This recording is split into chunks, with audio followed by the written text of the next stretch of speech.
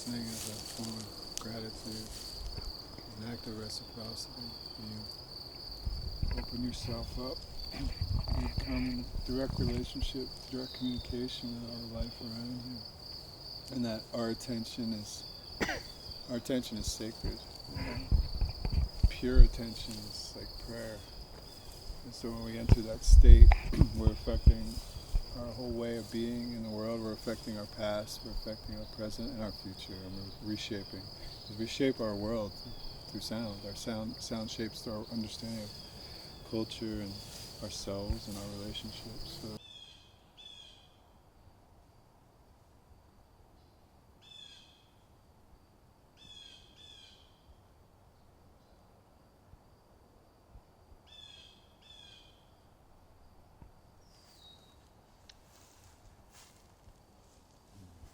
everything is in communication through sound, right? Everything has a voice. We all have our unique way of being in relationship to it. It's part of our power. It's what we notice, what we feel, how we relate, how we contribute.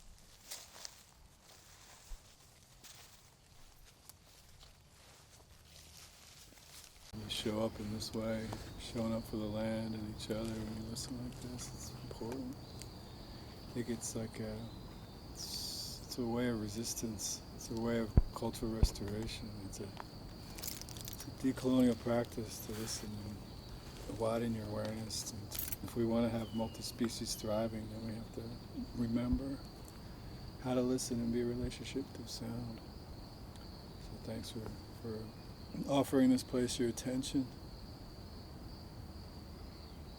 It all adds up.